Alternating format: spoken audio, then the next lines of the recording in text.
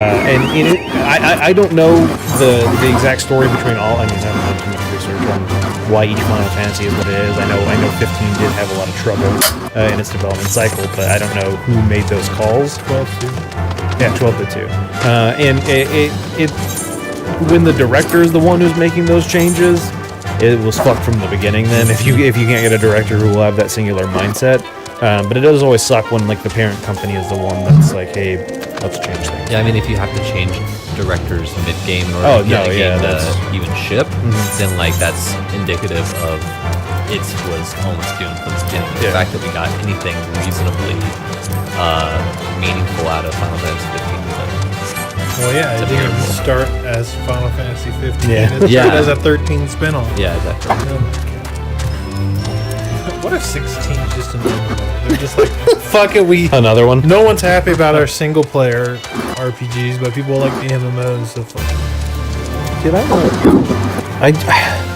I don't know. Well, we kind of talked about it last week, but I'll just kind of go back to I do want a single player Final Fantasy that is more fantasy. I mean, it sucks that the last couple have not been that. They've been a little sci-fi-y, which is fine, but then the stories, neither one had really great stories, and neither one had really great characters.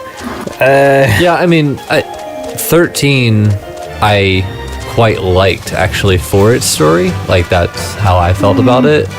It wasn't horrible, but yeah, I mean, I didn't love the characters though. Yeah, sure. I liked the baby Chocobo.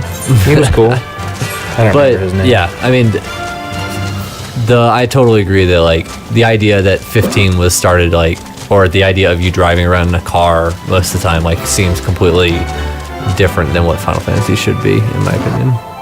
I don't know. I'm not opposed to it. It's just, I mean, we don't need to talk more about my feelings on Final Fantasy 15. MMOs scratch that itch for Square at least, or they think they're fulfilling that more traditional fantasy stuff. I think with the MMOs. Yeah, right. Yeah. Well, for those of us who don't play those MMOs, we don't get that itch scratched. What if they have a fucking Nier guy? What's his name? The Nier guy. Do a Yoko. Yoko Taro. Yeah, that would be absurd. I'm very much interested in that.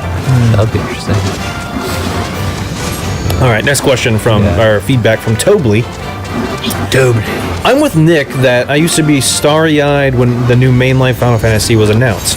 The fact that Final Fantasy 13 was multi-platform had a large impact on the console purchasing decision last generation. I hope that we get some new prominent directors who are able to step up after Tabata and inject some vitality into Square Enix's main franchises. Yoko Taro, there's the answer. Oh my god, they have no one.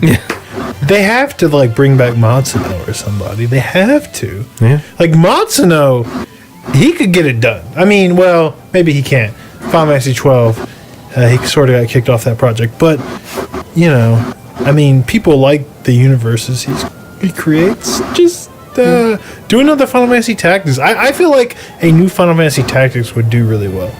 I'd play it. I mean, there's been a lot of tactics games coming out lately, and people seem to be into them. Yeah. Except Valkyria Chronicles 4, which, from what I understand, didn't do so well. I mean, I didn't play it, but that's just because I don't have time. Yeah, but you know what? I gotta say, there's a couple threads on Reset Era, and it really pisses me off because when you bring it up, they get so fucking defensive. But I feel like Nintendo fans should have like rallied behind that fucking game because that's the first game, I think, period, where it was a big... it wasn't AAA obviously, but it was a big, at least a AA. It was a big third-party game that released day and date for all the systems, including the Switch. And it wasn't like a GIMP version; it was the same, game, right? And Nintendo fans should have been like, hoorah, rallying behind that because that is what the Switch, that's what the Switch needs, or that's what they should want, right? But then. No one fucking big third-party games on the console are the fucking godsend. Dragon Quest would have been huge if they would have made that date, but... all right, moving on. Next feedback from Tovoma. I just wanted to add something to the Red Dead unequipping weapons onto the horse thing. I understand the system, it's a really neat idea, But I would have loved the game to kind of remember my usual setup or let me save what weapons I want to use. I've gotten so many failed missions because I had to call back my horse so I can equip my rare bolt rifle because the game handed me the first repeater you start with. And I really hate how stressed NPCs are in the game. You'll get an objective. If you don't go straight towards it right away, all you will hear is, "What are you doing, Arthur? Over here, Arthur. Come on, Arthur. Let me just pick up some loot, guys. Love y'all." I 100% agree with both of those statements. Having like a loadout would be super sweet. Being able to save it, so whenever you get on your horse, it isn't just empty saddles and you have to go back and scroll through and choose your stuff. Yeah. It saves your pistols.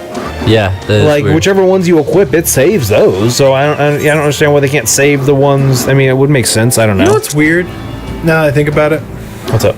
it's like this always happens when like a Rockstar game comes out, right? Or, yeah. or any fucking game. But if this was like a CD Projekt Red game, they would have like already patched it a bunch Right. to like have exactly that's those true. things that people Right. were complaining about, or at least have something coming soon that would be like a big patch that would overhaul the interface and make it way better. But I feel like Rockstar games are just like, this is our thing, deal with it. Yeah. Well, I think it's also like all their resources right now are not really doing like, maybe they're doing some bug fixes, but most of the resources are on the Online multiplayer, right? Multiplayer, working on that. And like the CD Projekt Red with Witcher especially did not have to worry about that at all, right? So Yeah, they were sure, able to. But I mean, and I guess maybe I get the feeling that Rockstar is just not that big of a studio versus like other major AAA games. Like I don't think they have as many people working on like Red Dead. I'm sure you can Google that. As I they don't do know like how many Assassin's people- Creed or Call of Duty, Yeah.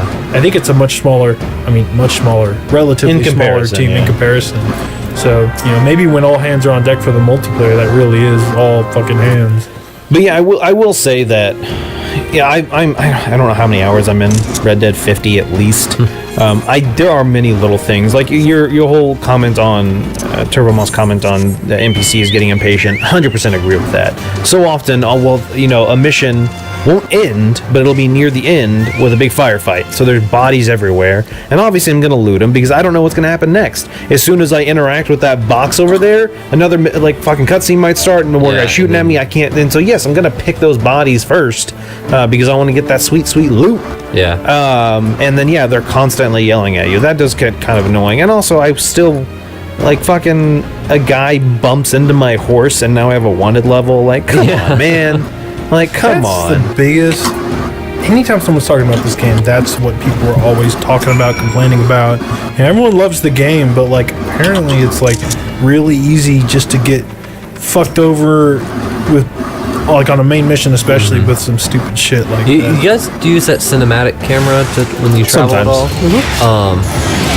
I kind of expect that to like Take care of everything for you. kind of go around people, Yeah. but like the other day I was playing and I went into cinematic camera mode and I was kind of like looking away, like not paying attention, and I looked back and I had run over a guy and his friend started shooting at me. Yeah. And of course you just keep trotting along. I like bet it without- looked dope though, right? yeah, exactly. Yeah, with the bars up the Angles top. and Yeah. stuff, yeah. I don't know. Well, I'm sure we'll talk about it more tonight. Next question from Piocht. Feedback. It's crazy that Payday 2 got this massive lore dump all within the past year. I did not know about this. During the first About it last 4... week. Huh? It's like the new ending. Yeah. Did we? Was I here? I don't know, but I talked about it. Okay. It was in Still playing? Whatever. I'm not. During the first 4 years after its release, the developers always added bits and pieces of world building whenever a new update or DLC came out. And I remember the John Wick one. That was a good one. Starting with Alaskan Deal, they had sort of went all in on the story that had been culminating. It was really cool to see how it all tied together and all the findings that the community came up with from all the various ARGs and the decoder on the FBI? Yeah. FBI files as the website, as well as various in-game details that people discovered. This year's Crime Fest just really made me appreciate how much lore they had building up. I would even been fine with the original ending they had in place before they added the true ending, considering the amount of support that Payday 2 got. I am very interested in seeing where Overkill goes with Payday 3. I've never been big on Payday. Honestly, 99% of the Payday I played was with Chris Davis. Yeah.